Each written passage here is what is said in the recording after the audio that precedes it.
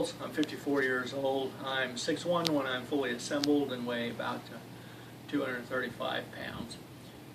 What I'm going to do today is show you how I managed to get dress shoes on and off my plastic feet. I would just soon not have to change shoes at all because it's a pain in the neck. If you've ever tried it, you know that when you don't have a flexible foot, it makes it very difficult. So what I'm going to do is go ahead and put a hard shoe on my prosthetic leg, because there are occasions when that is far more appropriate. So I've already put my sock on, and I've got a little rubber band that I just have here and around this little knob just to hold my sock up. And what I've discovered after running a couple of shoes already is that this style of shoe that opens up, there's like different flaps here instead of the wingtip type that it's kind of like there's a cutout of flaps. These open real wide like this. This has been the easiest way type of shoe for me to put on so far. So I've unlaced it real wide. I'll pull that tongue up, turn my foot upside down, and thread that foot into that shoe. And I am on purpose not using a plastic bag.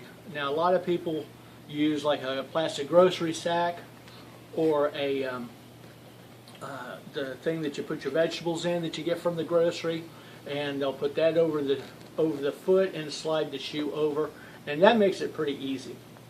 But I'm just wanted to do this to show that this was very possible to do it this way. I want to make sure that the tongue is pulled all the way out.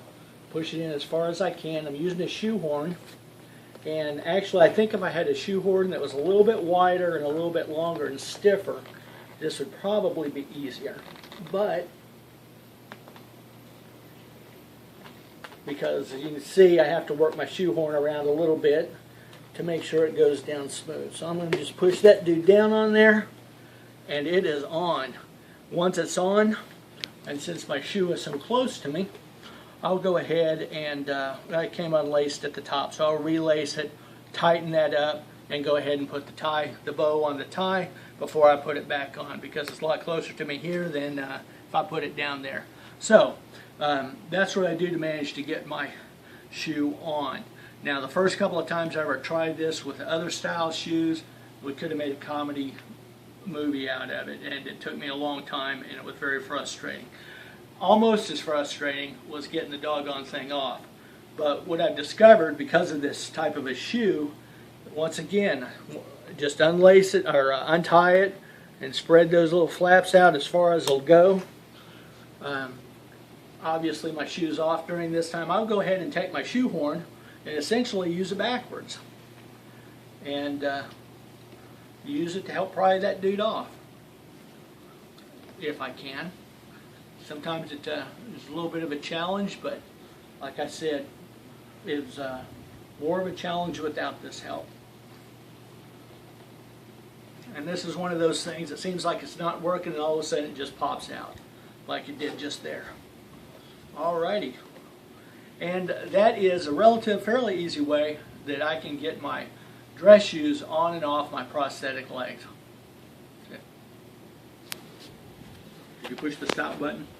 Pause button? Okay, I didn't hear it click. That's I didn't either. Did you push the square button too? No. What square button? There's like a stop button.